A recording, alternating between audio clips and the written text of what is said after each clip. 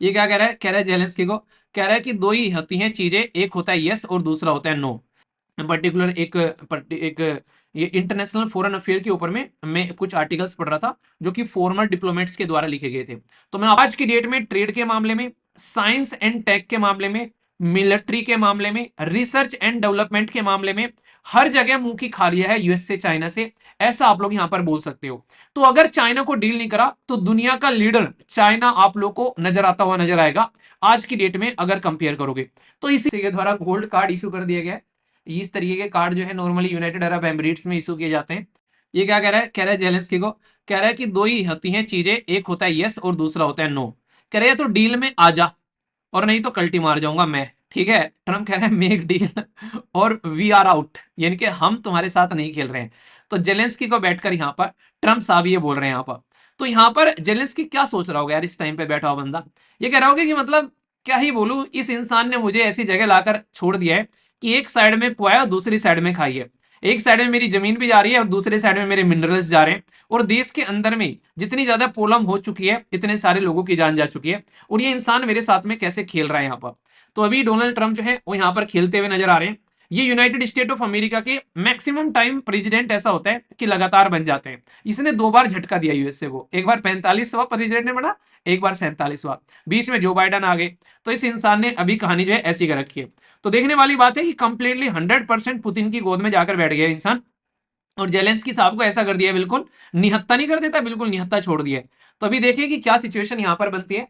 फिलहाल के टाइम पर कंडीशन अभी ये है कि अगर ये यहां पर रिलेशन अच्छे बनाता है तो हमारे लिए एक पॉजिटिव चीज आप लोग बोल सकते हो, क्योंकि रसिया के साथ में इनके रिलेशन अच्छे रहेंगे तो पॉजिटिव वे में चीजें आगे बढ़ेंगी। यहाँ पर इनकी लड़ाई यहाँ पर इनके साथ में नहीं होगी। तो यहाँ पर एक इंटरेस्टिंग चीज ये रहेगी कि रसिया और यूएसए के रिलेशन हमारे लिए अच्छा माहौल क्रिएट करेंगे। और दूसरी बात क्या रहेगी, रसिया की जो डिपेंडेंसी है चाइना के ऊपर में। अच्छा, यहाँ पर एक एंगल मैं आप लोग को और बता दूं, अभी मैं एक पर्टिकुलर एक ये इंटरनेशनल फॉरेन अफेयर के ऊपर में मैं कुछ आर्टिकल्स पढ़ रहा था जो कि फॉर्मर डिप्लोमेट्स के द्वारा लिखे गए थे। तो मैं आप लोगों को एक थोड़ा सा डिफरेंट एंगल बताता हूँ, इस आप लोगों को समझने की कोशिश करिएगा इसको। देखो आज की डेट में यूएसए हमारे साथ में क्यों है, ध्यान से सुनिएगा, बहुत ही अच्छा कॉन्सेप्ट है। यूएसए हमारे साथ में क्यों है? यूएसए हमारे साथ में इसलिए नहीं है क्योंकि हम लोग चाहते हैं वो हमारे साथ में है, नहीं, वो अपने फायदे के लिए हमारे साथ में है। उसका फायदा क्या है? वो प्रेजेंट टाइम पर अभी चाइना को डील करना चाहता है। अभी एक टाइम पर ऐसा था कि पाकिस्तान उसकी गोद में बैठा हुआ था और पाकिस्तान को वो अपने हिसाब से चलाया करता था इस पर्टिकुलर रीजन के अंदर में।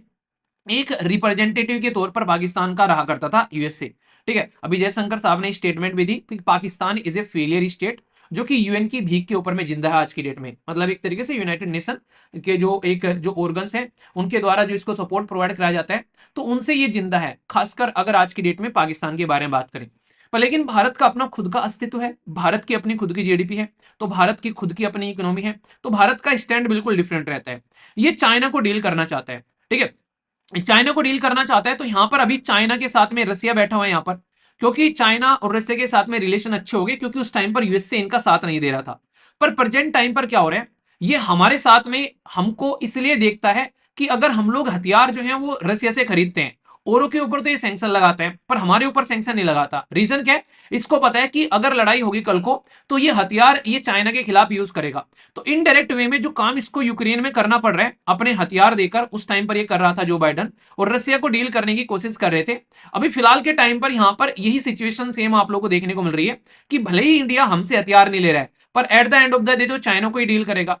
चाइना को क्यों डील करना चाह रहा है? आज की डेट में ट्रेड के मामले में, साइंस एंड टेक के मामले में, मिलिट्री के मामले में, रिसर्च एंड डेवलपमेंट के मामले में हर जगह मुंह की खा लिया है यूएस से, चाइना से, ऐसा आप लोग यहां पर बोल सकते हो। तो अगर चाइना को डील नहीं करा तो दुनिया का लीडर चाइना आप लोग को नजर आता हुआ नजर आएगा आज की डेट में अगर कंपेयर करोगे। तो इसीलिए यहां पर इसका पूरा फोकस चाइना को डील करना है। रसिया की मजबूरी है चाइना, अगर रसिया के साथ में रिलेशन बनाएगा तो चाइना के ऊपर इसकी डिपेंडेंसी जो है यहां पर आप लोगों को कम होती नजर आएगी, और यहां पर फिर चाइना को ही आसानी से डील करता हुआ नजर आएगा। यूक्रेन की लड़ाई खत्म हो जाएगी तो यहां पर इसके रिसोर्सेज नहीं जाएंगे, अब आराम से चाइना के साथ में उल्टी सीधी हरकतें कर सकता है। पर लेकिन आप लोग ये बात ध्यान रखना, ये एक लिमिट में ही ऐसी हरकतें कर सकता है। आज भी यूनाइटेड स्टेट ऑफ अमेरिका की बहुत सारी ऐसी कंपनीज हैं जो चाइना के अंदर में अपना बेस बनाए बैठी हैं, तो इकोनॉमिकली बहुत डिपेंडेंट है एक दूसरे के ऊपर में। तो ऐसा नहीं किया जा सकता, इसीलिए कहते हैं कि ग्लोबलाइज्ड वर्ल्ड में ज्यादा बदतमीजी होना कम पॉसिबल होता है, क्योंकि सबके इंटरेस्ट एक दूसरे के साथ में जुड़े होते हैं। तो इसीलिए आप लोग यहां पर इस चीज को समझ सकते हो। पर लेकिन अगर सब अपने ही अपने में बारे में सोचने लगे और ग्लोबलाइज्ड वर्ल्ड वाला कॉन्सेप्ट जो है वो धूलमित होता हुआ नजर आया, जो कि डोनाल्ड ट्रंप आज के में करना चाह रहे हैं, तो फिर सोचने वाली बात होगी कि भाई आने वाले टाइम में सिचुएशन जो है वो आप लोग को चेंज होती नजर आ सकती है। तो इसलिए आप लोग यहां पर इसको समझ सकते हैं, ठीक है। तो बेसिक है, इंपॉर्टेंट कॉन्सेप्ट है, पर लेकिन ये भी चीज ध्यान रखना कि ये इंडिया के साथ में इसीलिए कनेक्टेड है क्योंकि इसका इंटरेस्ट यहां पर है। हमारे पास में एक मार्केट है, उसको ये एक तरीके से एक ग्रैब करना चाहता है, और साथ ही साथ में चाइना को डील करना चाहता है, ठीक है। अभी एक और छोटा सा कॉन्सेप्ट निकल कर आया, जिसमें यहां पर अभी फिलहाल के टाइम पर जो इसराइल है, इसराइल ने हम लोग को सजेशन दिया है कि हमारे पास में दो ऑप्शन है।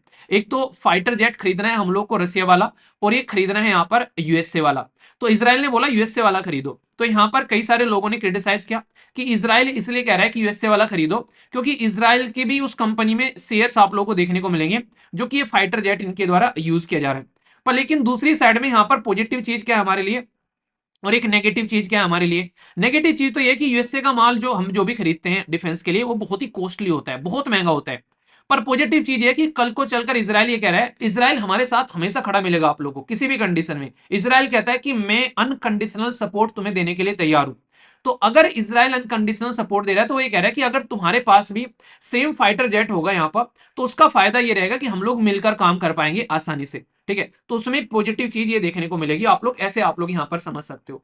तो यानी ये कहने का मतलब कल को हम लोग मिलकर काम कर सकते हैं, तो इससे बहुत ज्यादा फायदा आप लोग को देखने को मिलेगा, ठीक है। तो ये है जो आप लोग यहाँ पर समझ सकते हैं। अगर इसमें कोई भी कंफ्यूजन हो तो आप लोग उसको दूर करिएगा, क्योंकि कहीं ना कहीं अब आज की डेट में दुनिया का पैटर्न आप लोगों को अलग ही चेंज होता हुआ यहाँ पर नजर आ रहा है कई सारी डायमेंशन के अंदर में, ठीक है। तो ये है यहाँ पर यूएसए ने अच्छा ग्रीन कार्ड गोल्ड कार्ड, मैं सोच रहा था एडिटोरियल आ जाता उसके ऊपर मैं डिस्कस कर लेता, टॉपिक मुझे पता है, मैंने अभी रोक रखा है, इसको डिटेल में डिस्कस कर लेंगे। अभी यूएसए के द्वारा गोल्ड कार्ड इशू कर दिया गया है। इस तरीके के कार्ड जो है नॉर्मली यूनाइटेड अरब एमिरेट्स में इशू किए जाते हैं कि भाई साहब जिसके पास में पैसा है वो पैसा लेकर आओ हमारे देश के अंदर में, और हम तुमको सारी फैसिलिटी देंगे पर सिटीजनशिप नहीं देंगे। अभी सेम कार्ड जो है यूएसए ने यूज लॉन्च कर दिया है। अभी यहाँ पर यूएसए जो है वो यहाँ पर ये चाह रहा है कि कोई भी इंसान जो है वो आए हमारे देश के अंदर में, और यहाँ पर आकर इन्वेस्ट करें, हमारे देश के लोगों को जॉब दे, और हम लोग यहाँ पर उसको फैसिलिटीज प्रोवाइड कराएंगे अपने देश के अंदर में। तो कहीं ना कहीं यूनाइटेड अरब एमिरेट्स का पैटर्न फॉलो करते हुए नजर आ रहे हैं। इसमें इंटरेस्टिंग क्या है, इसमें इंटरेस्टिंग ये है कि भाई तुमको सिटीजनशिप नहीं दी जाएगी, ठीक है। जो ग्रीन कार्ड होल्डर थे उनको आगे चलकर सिटीजनशिप मिल जा रही थी, तो इससे भारतीय लोगों को नुकसान होने वाला है, क्योंकि ट्रंप का जो यहाँ पर ये जो एक तरीके से जो एक आप लोग बोल सकते हो कि ट्रंप का ये स्टॉक जो है ये कहीं ना कहीं यूएसए की इकोनॉमी को बढ़ाएगा, पर लेकिन साथ ही साथ में हमारे देश के लोगों के लिए यहाँ पर दिक्कत क्रिएट करेगा। तो अगर आप लोग को इसमें डिफरेंस समझना है, तो यहाँ पर आप लोग समझ सकते हैं कि ऐसे ही पैटर्न फॉलो किया जाता है कई सारे देश के द्वारा यहाँ पर, जिसमें गोल्ड कार्ड में ये रहता है। ट्रंप ने बोला कि अगर तुम हमारे देश में आओगे और लगभग $5 मिलियन लेकर आओगे और यहाँ पर लोगों को जॉब दोगे, तो तुमको यहाँ पर बहुत सारी फैसिलिटी प्रोवाइड कराई जाएगी, ठीक है। ऐसा आप लोग यहाँ पर इसको देख सकते हैं।